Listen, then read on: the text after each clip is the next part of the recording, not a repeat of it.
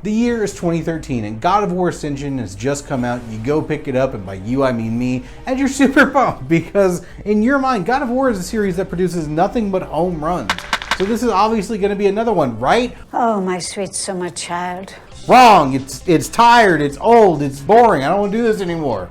After 3 mainline entries, 5 if you count the PSP titles, you get a little tired of exploring the same gameplay and puzzles and Kratos' daddy issues and Ares' betrayal. It gets a little old after a while. I don't want that from them. I want them to do better, good art that they are capable of doing. No, it's not as good as the other one. I don't know what you mean by good. Neither do I. So when I first saw that E3 footage debuting a new perspective, a new weapon, and a new child after Kratos broke the last one, needless to say, I was pretty excited. What could have just been another cash grab turned out to be a massive hit. God of War might be the best game on the PS4, and that's saying something considering the bananas lineup this console has available. The game reinvented the combat and storytelling of the series, all while keeping the feel of something brutal and mythological. That's great. So today, I want to examine how Santa Monica Studios succeeded where so many people had failed at creating a new and original product that still feels like home. In order to send Kratos on a journey that actually felt worth taking, Cory Barlog and the team felt they had to break it down and see exactly what made the original trilogy interesting. You want to know what makes a PB&J great? You got to pull apart 2 slices of bread, see medium peanut butter heavy jelly, and that bread better be toasted, motherfucker. You want to know what makes God of War great? I'll tell you, it's brutal combat, it's mythology, it's spectacle, and it's an angry anti-hero just itching to right some past wrongs and atone for his own sins. But the story of the Spartan constantly seeking a fight to drown his demons in blood just didn't really hold water anymore. Oh, boo-hoo, my wife and child are dead. So Cory took direct inspiration from his own life and his recently newborn child and explored what possibilities that might present to Kratos. What would a second chance look like for him? And turns out that looks pretty fucking interesting. This new game isn't about a specific enemy or seeking revenge. It's about dealing with life-altering circumstances and embracing them and taking a positive hand in the direction of your own life. Kratos teaching his son to handle his newfound godhood while they both navigate the grief they feel for the loss of Faye is a much more character-centric story and therefore is exceedingly engaging. Now, could you just reduce all that down to calling it mythological Last of Us? Yeah, if you want to be a dick about it, I guess. But they do both employ one of my favorite game narrative devices, and that's when the characters just talk and tell stories in the downtime. I love that. I think it's a great way for the developers to really flesh out the characters and their experiences and the lore of the environment without affecting the pace of play at all. But some of my favorite moments in this game are just riding around in the boat, being regaled by Mimir with tales of Odin's treachery and Thor's brutality, and the tragic demise of almost any giant who gets mentioned. Jesus, those guys had it rough. Help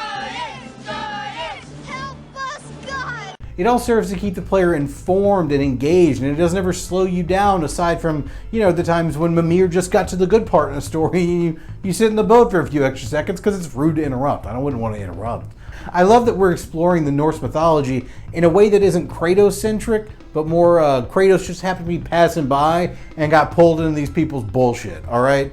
He has nothing to do with most of this. This is Mimir and Odin's drama. This is Baldur and Freya got their own shit going on. I can't wait to see what they do with Freya's rage and grief in the second game, because at the end of the first one, it looked like all hell was about to break loose. Now the combat of this game is much more grounded, quite literally in this instance, because there's no more jumping and juggling enemies in the air infinitely, and you don't really need to do that. You got your axe, you got your 2 bare hands, and I love that. The attacks are so heavy. What makes this battle system special is that Kratos' attacks feel vicious and brutal, and feeling the controller just start to shake when you're charging up that axe so you can cleave some dumb bastard clear in half has me on some Sandor Clegane, Game of Thrones Hound type shit. It's so good, it gets me so hyped. Alright, there's such a sense of weight and strength to the attacks that it's impossible not to feel powerful when you're performing them. Plus, the introduction of the stun bar is that perfect slight gameplay variation that keeps things fresh, and it also gives you a reason to put down your axe and your blades and say, come get these hands, you punk ass bitch. Also, Atreus isn't just some useless moron throughout the combat, and he's not some child out there you have to look out for.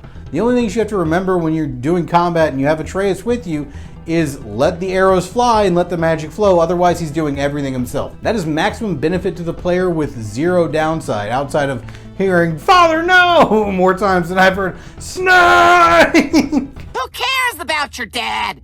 It does get a little grating after the 30th time the Valkyrie Queen has stomped a mud hole in your ass, but you know, it's fine, you'll deal with it. Plus, with things like the Trials of Musphelheim or the Maces of Niflheim, or just some simple yet deep RPG mechanics, the game is infinitely replayable. Getting the perfect enchantment for your playstyle is pretty easy and accessible, but that shit can get pretty deep and dense as long as you don't mind condensing entire armor sets into enchantments and reading the world's smallest text for all the... I don't know why they made it that small.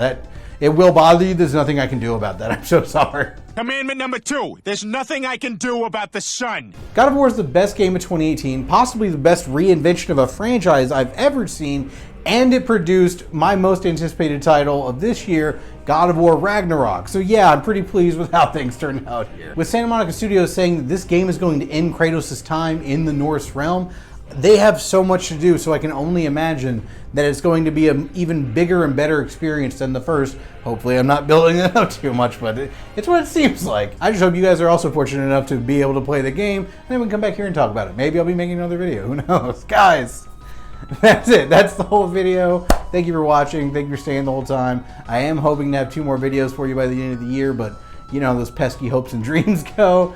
Comment down below, let me know what you thought of the video, let me know what you thought of God of War, or if you think there's just a better reinvention of a franchise, let me know down there. But yeah, that's it. Like, share, subscribe, follow on the socials. Take care of those sweet baby angel butts, and I'll see you back here next time. Alright? Bye.